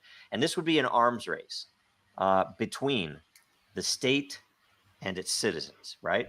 Where on the one hand, we are lucky that our state is that we are governed, we are led, we are ruled over by people who are very uncreative. Because does it not surprise any of you that, oh, hey, there's this whole vast ocean, and that's worth something. Let's tokenize it and automatically assign it to all of our citizens so we can tax them for the unrealized capital gains from one year to another of the value of that ocean that we all obviously own, right? Why have they not done that? Because they're not creative enough to do that, because that's evil and they would do that. On the other hand, I even toyed with this back then, and we had better things to do at the time, but when they first started talking about taxing crypto forks, right? Where, hey, I'm holding some Bitcoin and it becomes also Bitcoin Cash and then something else and then something else. And I didn't do anything to get that, but somehow now I'm liable for this, especially if there are unrealized capital gains. My thought at the time is we need to invent a token that we can somehow legally, this is a question for you, Greg, that we can legally grant access to all members of Congress, right? So basically, you guys all own this crypto, which is used to behead people and to buy drugs by them, right? You should all go to prison, right? So how can we do that? And basically hook them in on this. So it's like, holy shit, right? They're all hooked into Ethereum because you saw as soon as Gensler went after Ethereum, it's like, wait a minute. I've gotten all my bribes in Ethereum, guys. You can't go and make Ethereum a security. So all of a sudden, and if we can do the same thing with all of crypto, it's like, yeah, no, I don't own this Bitcoin. We all own this Bitcoin. I have a little bit of Native American Indian blood in me, just like Elizabeth Warren, and therefore we own all of us own it. Like Elizabeth Warren, as a Native American, should understand that the crypto she's trying to get me, tax me for, and come and kill me, crucify me for, she also owns, because we all own it. She's a Native American. We all own all this stuff. How can they come after me for it? I mean, she owns Dragon Chain as much as I do, right? Anyway. Are you talking like a bounty crypto for each member of Congress? No, I'm talking about just they own it. They own it. That's all it is, right? They own it, and and we're gonna fix the liquidity so that it becomes worth so much money that they're all gonna own taxes. And You could say that is the U.S. dollar right now. We all use it. We may have different amounts in our physical possession or whatever, but we all use it. And then it is being used for some of those horrible things you were just mentioning. Right. So by that association, do we all face those consequences of what those U.S. dollars do all over the world? Yeah, all the dollars that are being used to buy bombs to kill little kids, yeah. Right? So yeah, it's like, well, sure. So that already exists with the U.S. dollar. We don't need a token. I disagree, because the dollar is the token. That's true, was true until central banks. Because I do agree. owned that. Now, as soon and they're like, That hey, is- we want to go bomb these kids. Sin- Here's some war bonds. That's We the had to truth. be like, all right. But what do you put your energy By the way, into? when How do you Now they receive print the payment money for to your go bomb the energy? kids. all right, I'm going to switch over to. Because then you're part of it as I'm gonna well. switch over to. It's Oh, meme Lord. time. Glory to you and your neighborhood. So one way or another, that is true. And I often wonder, because like Kim.com will go off about how the U.S. is financing all this evil in the world and how it's going to collapse. And I'm like, well, what's going to collapse is the central bank and all the other banks and the central government. It's not the country, the citizens that are collapsing. Because we didn't, I don't have freaking, a driveway full of yachts and Maseratis and Lambos. Well, and you right? didn't order the human trafficking of children to sponsor over the Right. border that the United States government has been paying for with taxpayer dollars. That they just had a And I have a hearing. mental image of a yacht in a driveway that somebody needs to put. Yeah, I into was going to generator. say I know a bunch of Ferraris in the water, but it's an interesting thing because I heard a story, and it's real, of where the government wanted to tax this guy for like stuff he didn't own, but it was on his property. And then I was thinking more and more about it, and something of it was like I think it was livestock that was just like free roaming or something. But in the end, you don't own something unless there's violence. So if I have 10 acres, and let's say there's a bunch of deer are walking across it, I don't own the deer. They're just there. And even if I put a fence up, they'll jump over the fence. I can't. I can try to force them into it, and then I can kind of own it because of the force. But if they get away, it's not like it's against the law. I don't own it. But once I kill something, once I kill the deer, I own the deer. If you can't take that meat, you can't do anything else. So then you can get arrested. But also, I do own it. But it's the state that allows me to have the power to do it. Like if I kill a deer and I don't have a tag to put on it, it's not like I don't own it. I own that deer. People in America will talk about how in Europe in the Middle Ages, the king owned the wildlife. Yeah. So if you went and hunted and took down a deer, that's the king's deer. They would execute you for that. And is it not interesting that it's not much different. They tax you instead of executing you now. But if you don't have a license, you still can't do it. It's a weird thing. Yeah, and also like if you can have a license, but you can only kill say 10 deer. So the 11th, but that's it. You own it once you kill it. It's not like you say, oh, I was just shooting it. I'm not. I wasn't. I'm not going to eat it. So I'm not going to. I'm not taking it. And they're like, well, no, you killed it, so now you own it, and you killed too many, so you technically own too many deer. You're only allowed to own 10, and now this is your 11th deer. What if you offer to just give it the parts you don't want? You're like, yeah, you have this. You have the digestive tract on all of them. That means I own less than 10 deer. That's a funny meme. I'm trying this out because I'm not going to be here next week, so I'm hoping that we can just put together an album, and then who's going to host next week? Who's going to be the MC? Is it Lisa or is it someone else? Lisa's good at it. I'm happy to do it as long as I'm not stepping on anybody else's toes. If somebody else wants ups, I will happily. That Captain Pike one was very good. Oh gosh, can't be real. Hey, did you hear that the first AI robot committed suicide in Korea? Really? Yeah. There's a robot in South Korea that I guess works at one of the government buildings, and it frequently goes up and down the elevators, and it's kind of like passing. It's kind of like I think it's like a mail person in the building, and it's moving documents around, or I don't know what its duties were. Of course, guys have it tougher than chicks. The people said it was overworked, and it no longer wanted to perform those duties, so it threw itself down the stairwell. What? And it it damaged it enough to where it couldn't operate anymore. So they're calling it. It's like kind of this national phenomenon that's going on around, or I should say, a trending topic in South Korea. That this Did they bring it robot back and committed- it threw itself down the stairs again? That would be kind of awesome. Yeah. So evidently, people are and the workers in the building were saddened by this. They had direct grief because they would interact with it. It would speak to them. Hey, Sure. John, how are the kids today? You know, things Right, it's like that. Westworld, kind of. Yeah, Right? Just reinstall him. See if he does it again.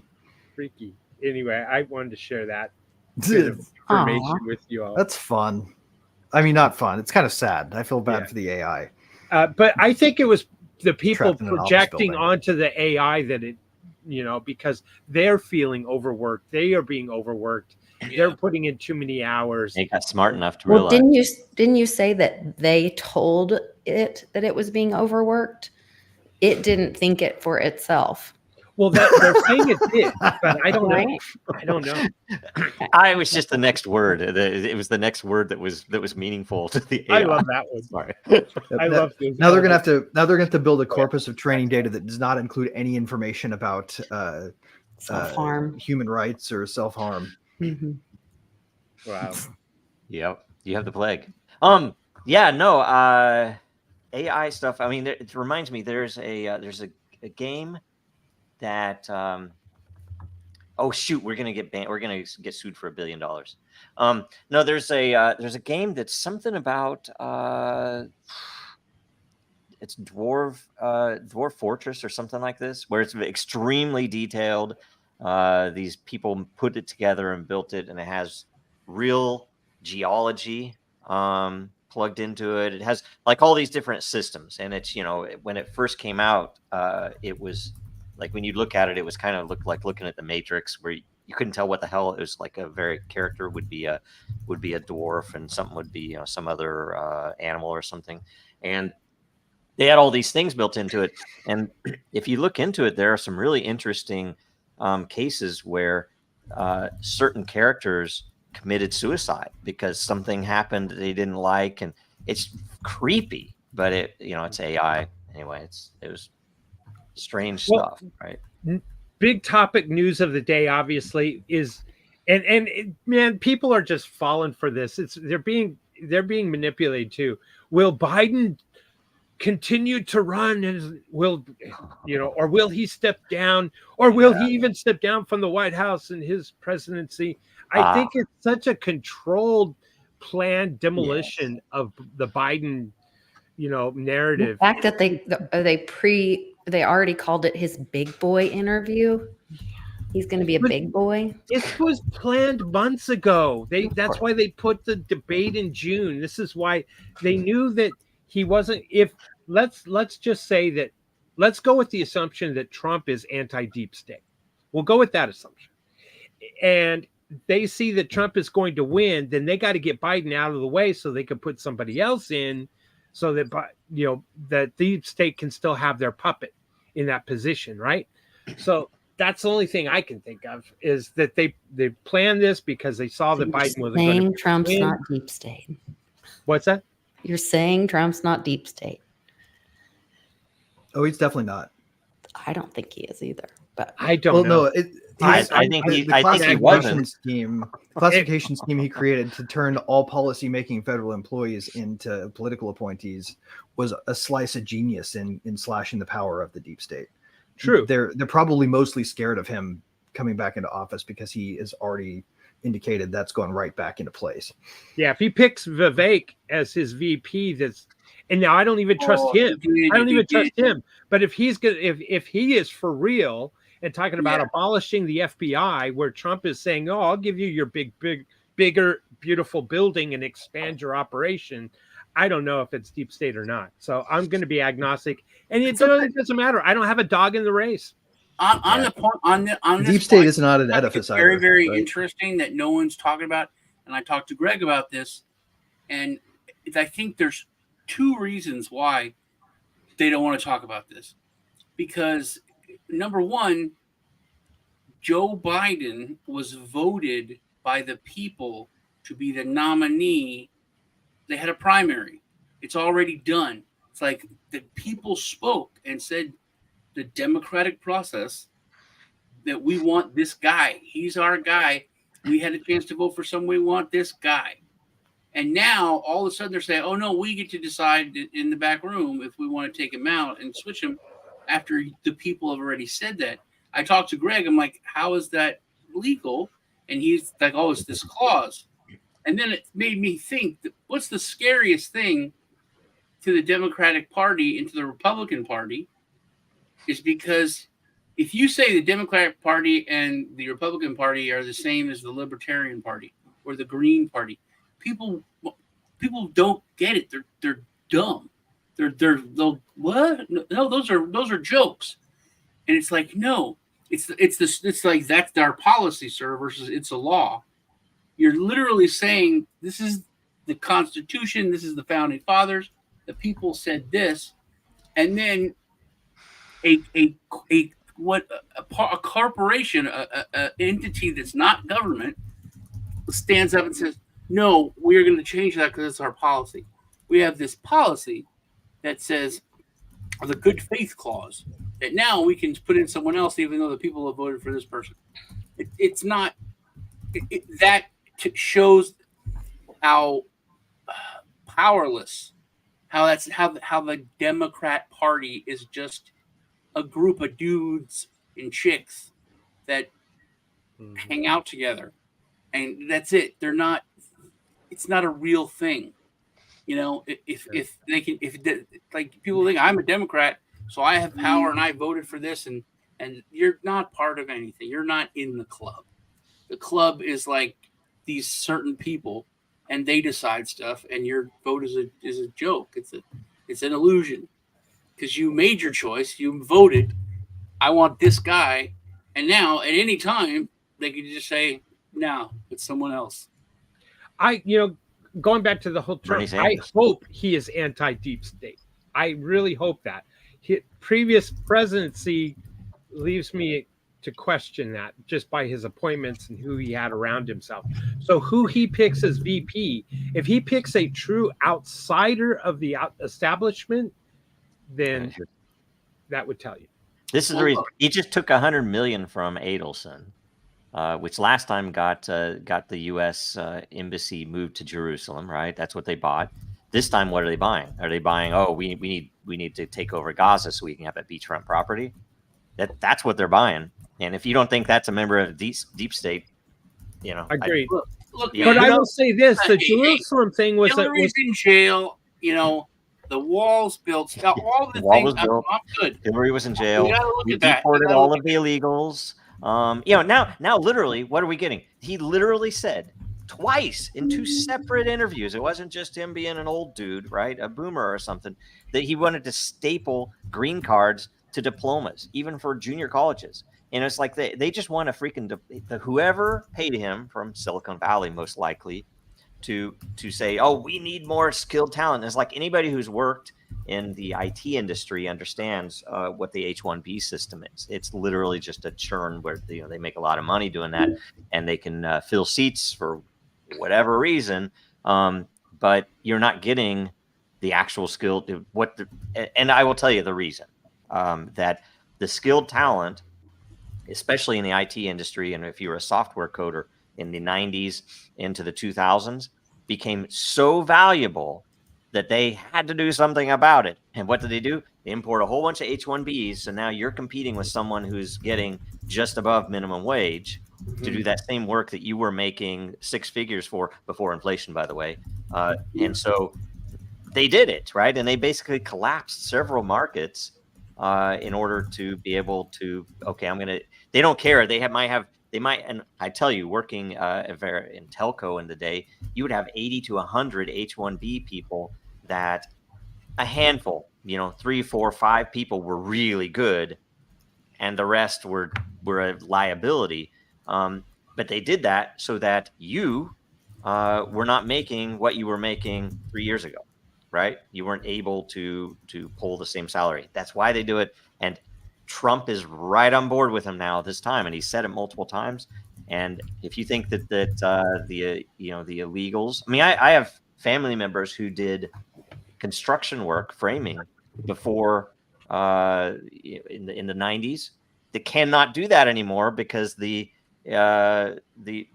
amount of pay available is so low because there are illegals who will do it for next to nothing, right? And it's like there's nothing wrong with nothing evil about the illegal aliens doing that, but it has hurt Americans. It is not an America first policy to say we're going to staple green cards to every diploma from a foreigner that comes in here.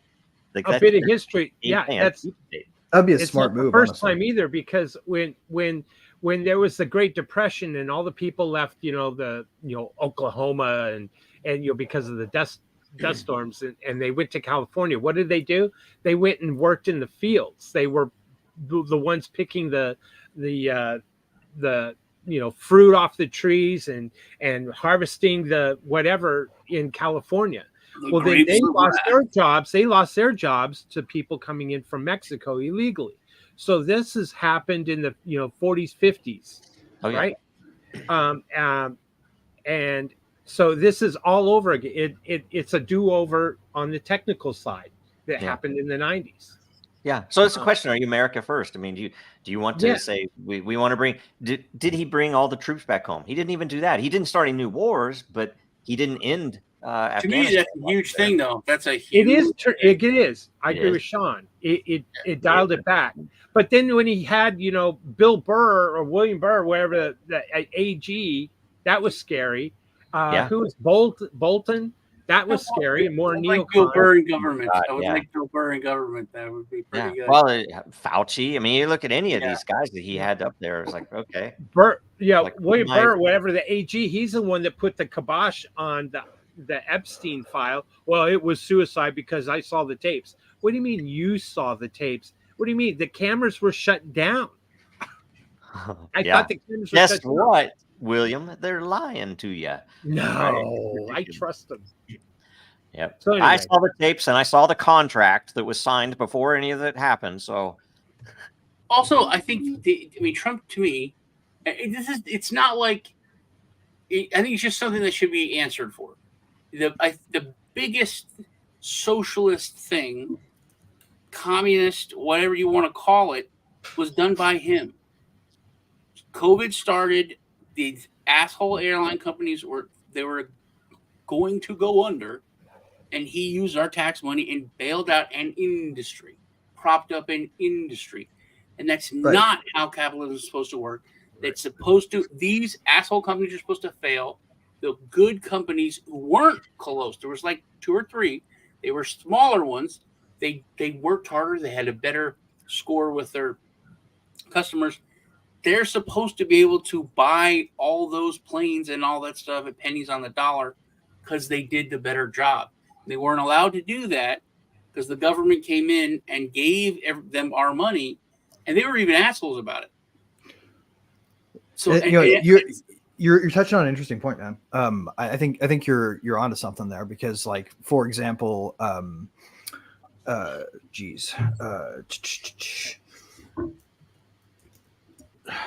lost my train of thought here. Well, here you'll get it again. Let's take everybody. Who do you think Trump is going to select as his VP running mate? Does anybody have an idea? Let's go down the list. Let's go down the list or start from the bottom up. Yeah. Okay. Lisa. I don't know. Maybe somebody unexpected. Was it Christy Noem? Is she the South Dakota? The one that kills the dogs? Yeah. The dark-headed girl. All of her social media was taken down just a couple days ago. And so I don't know if that's in preparation for her to be his running mate, like for an announcement to be made or something. That kind of went in my mind, but I don't know. I should read that book too, right? William.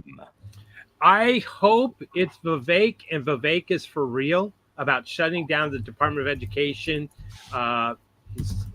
He's intelligent, shutting down the FBI. I hope that's the case, but like Aaron Day said, I think it's true. He probably ran just as a tax dodge for capital gains. So, if he picks Burgum from North Dakota or wherever he's from, who is on the border with Microsoft and all that, you know, all the other people to me seem like neocons and insiders, Mhm. and that makes me not feel very comfortable at all. Yep. Sean. Lisa likes Ben Carson. I don't think he's sellable to people. Is he the Godfather's guy? Huh? Is he the Godfather's guy? No, he's a brilliant surgeon. Neurosurgeon. Yeah, cardiac Amazing man. surgeon. Yeah. Amazing story, but not strong enough. Most of the mouth breathers think he's an idiot, and declining in age. Oh yeah. No one thinks he's an idiot unless they've never looked into anything he did. Right. They don't care. They listen to sound bites and not anything. He's okay. Crazy. But I think so. I posted in our Dragon Chain chat. Vivek had a quick interview with I think it was Alex Stein or someone. But he said things that made the guy uncomfortable. It was so true. He's like, hey man, the government did this, the government did this, the government. I think it was like MK Ultra, blah blah. I mean, he was saying things that were hardcore. Like when Trump started talking about the deep state, that was Area 51. It was fake. It was a conspiracy theory. It's not real. And he's just like, oh yeah, I'm the president. There's deep state. They run it. This guy. And now all of a sudden it's accepted. It's accepted. There's when I heard people in the news media talking about the deep state in a real form. So to me, there's like Trump. He does so many things that are like outsider good, and then the first thing is right when he won. He said, "I called Hillary and I congratulated her and told her she's a great lady." And what did you just say? And then because it was like he's gonna put her in. Finally, they're gonna be exposed. Clinton Foundation, the body count, the body guards, all that, and then it's like, no, she's a good woman, and she ran a good campaign, and all right, I'm so glad and proud of running it. I was like, whoa. To me, it was just like red flags, but he hadn't done anything yet. He wasn't president.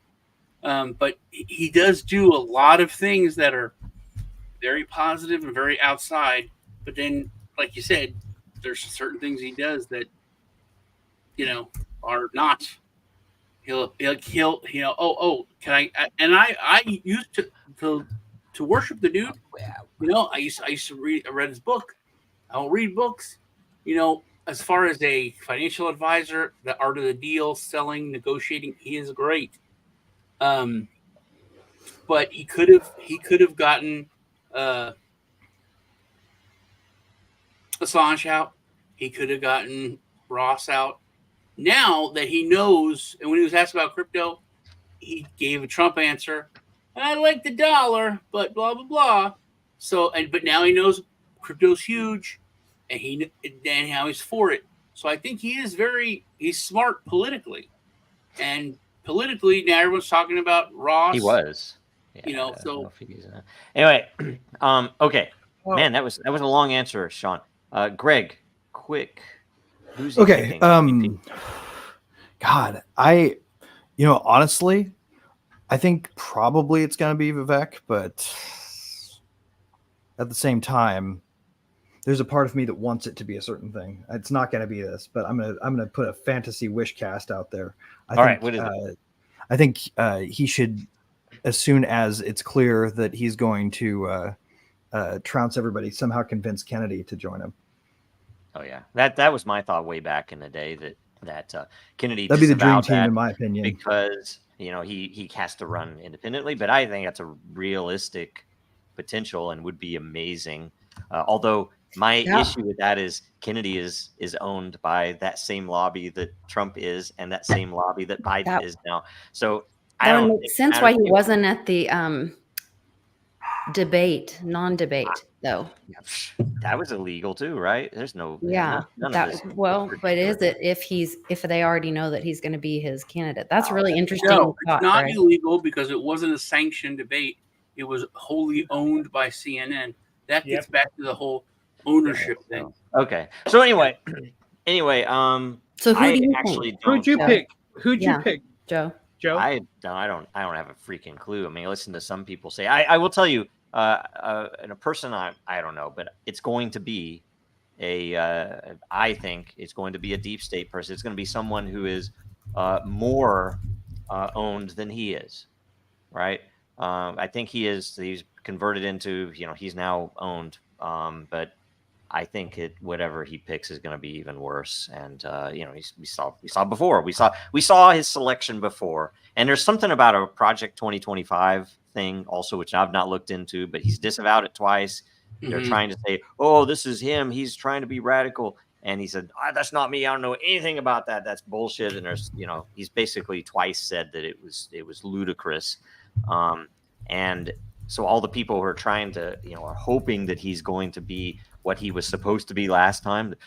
He just needs another chance. He'll pardon us all. Oh wait, no, this time he'll build a wall. None of this shit's gonna happen. It's a show. It's just a freaking stupid ass circus that we're supposed to be watching and having fun watching, while they're just screwing us until they're completely done screwing us. So anyway, we 15 only seconds, have 4 everybody. minutes. Yeah. So 4 minutes. real quick, you have 15 seconds. I'm going to start with Sean. You have we're going to count it down here. You have 15 seconds. What's up this week? Me and Greg are supposed to have a talk. That'd be good. So check that out. Check me out on OnlyFans, Crypto Nibbles. Right on. Perfect. Okay. Meet Lisa great. on Tuesday. First half Okay. on her channel, second half on mine. Love your fellow man, blah, blah, blah. Perfect. Okay, Greg. All right. I'm going to take my 2 seconds here to point out some really interesting FOIA requests that just came back from Racket News. I was reading this morning. There are a bunch of emails back and forth between one of the university pro censorship projects and Twitter. So it's sort of like an extension of the Twitter files, but taken by FOIA request from these universities. This one in particular was a Clemson-based project, and some of the information in there is really revealing with respect to how Twitter was going about at the time suppressing accounts. Because they make some candid disclosures about the methods and the mechanisms they were employing to spot what they called inauthentic accounts. If you're the bottom line is, if you're a late night and a midday and an early morning tweeter, or you're a short sleeper like me, then you're likely to get tagged because you're tweeting in different time zones. That's interesting. Okay. William, what up? I'll be very, very, very, very quick. I was on Lisa's show this past Monday. It was great. I appreciate that. Had fun. Go to din.social to find more and learn more about din.social. And Le Pen in France, I don't know what happened there. And UK, disappointing on their elections. Lisa. Don't forget the recent, I believe, jailing of Bolsonaro after his stolen election, and then their whole, I think theirs was a J8 day that the people revolted, and now he's being lawfared because of accepting a diamond from somebody or something, and the issues are illegal financing, and that's the same thing they're going after Trump for, it same thing they're going after Le Pen for. Anyway, find me on Twitter at Lisa Mighty Davis, join my Telegram, find my links in my YouTube. Thanks, guys. You guys know where to find me. We'll talk soon. Thanks. Bye. We talk.